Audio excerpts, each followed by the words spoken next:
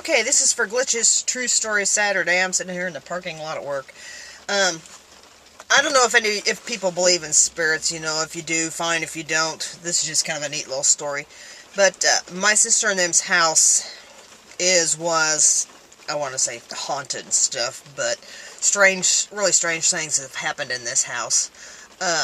It was built by my great-grandfather, so I mean, as far as anything evil, no, we don't believe in that.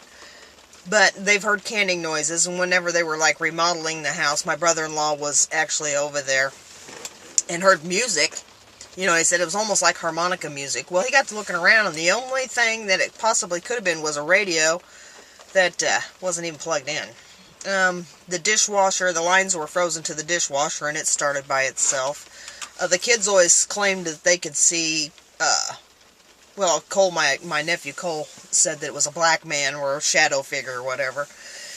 Doors have opened and closed by themselves.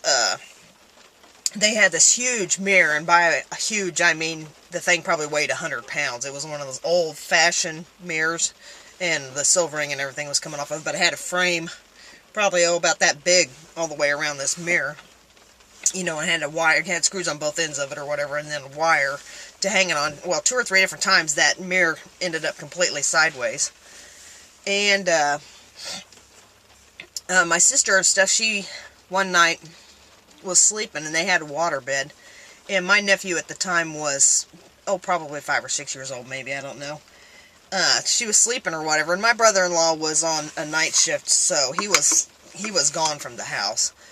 But she said the edge of the waterbed went down. She just had this weird feeling that somebody was in there with her, and so the edge of the waterbed went down. So she just kind of laid there and thought, well, if I just pretend like I'm asleep, he'll go back to bed. Well, anyway, so then the edge of the waterbed went back up. Well, she got up and went to go check, and Cole had never even got out of the bed. So anyway, to get to my story, when I got divorced the second time, I didn't have a place to live right off the bat because I just left the farm. So I went to stay with them for a month or two until I found a place for me to live. Well, I had gone to, I think it was a class reunion, and it was like spring, so it was cool. So I had one of those long dress coats on. You got to think this is 1990, so you know what the fashions were like back then. So I had this long, like three-quarter length long dress coat that had one of those scarves that went under the collar that was, you know, a big long scarf. So whenever I got back from the party, I took this coat off and I set it on the chair. And when I woke up the next morning, the scarf was completely out of the coat and wrapped around some cardboard boxes that were up there that they had stuff stored in.